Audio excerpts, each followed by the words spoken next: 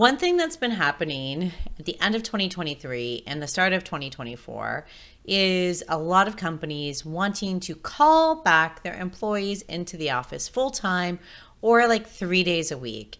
And if you want to work from home, like a few days a week or like most days of the week, and you are struggling with how to ask for that, then this is for you, because I'm going to tell you how to ask to work from home in 2024. So see you on the other side.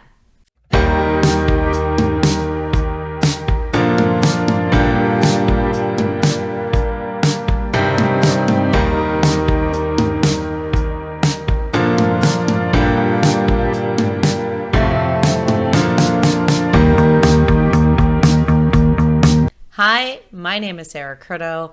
I'm a certified career and leadership coach, and I've been doing this for almost 7 years now, which is like wild to me.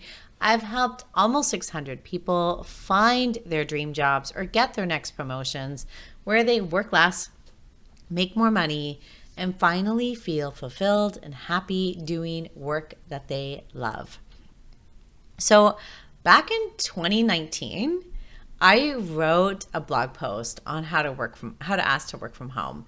And it's where I send a lot of people, because I get asked this question all of the time. But I thought it was time to do an update because of back in 2019, working from home was like a luxury. Now it's like the standard that we want, even if we don't all have it. So how we approach asking for it is different now than back then.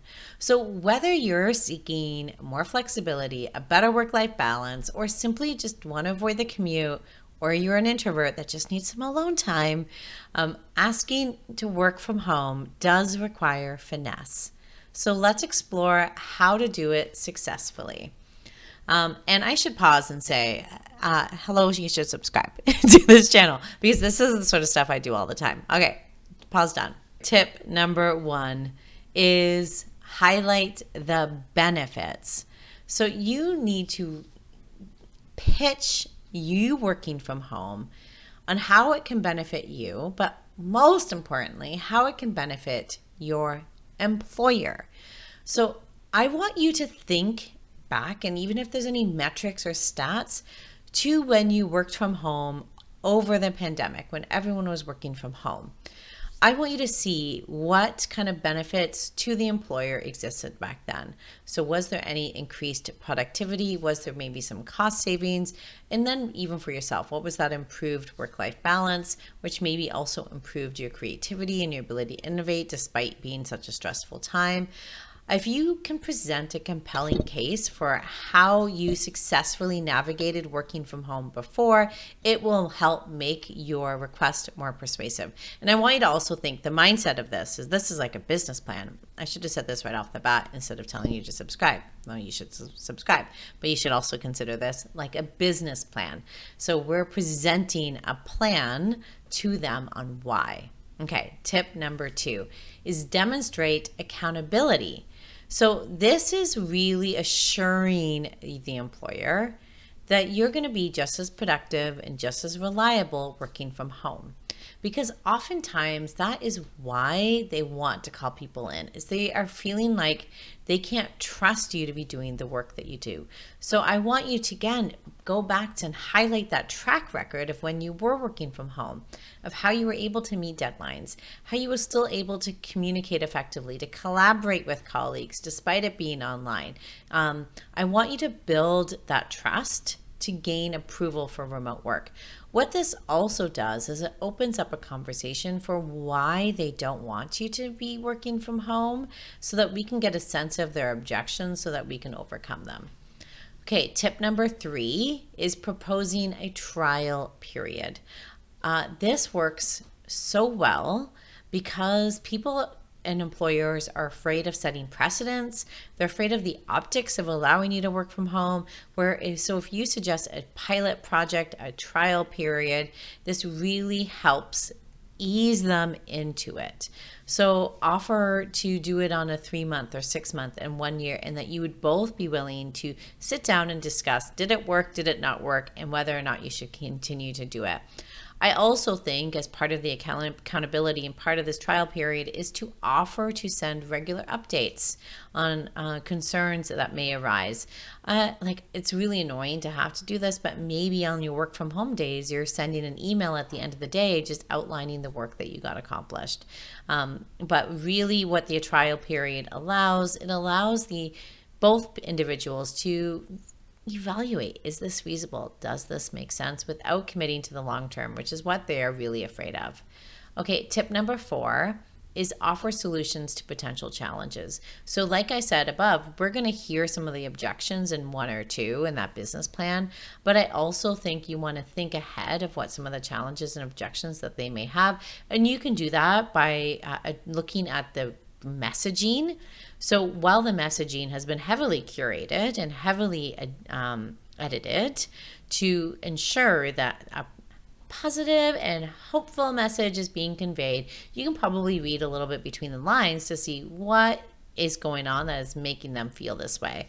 So that anticipation of the concerns that they may have about you working from home, like communication barriers or team cohesion or collaboration or accountability and productivity, allows you to propose solutions in the business plan meeting that you're having. So that can be that email or implementing other regular check-ins. It can be using different collaboration tools and figuring out how you work together. It could be scheduling in-person meetings when necessary. But by addressing all of these challenges proactively, what you're doing is you're demonstrating your commitment to making sure that this is successful for everyone involved. Okay, tip number 5 is be flexible and negotiate. So recognize that a compromise may be necessary. Who knows? To find a mutually beneficial arrangement.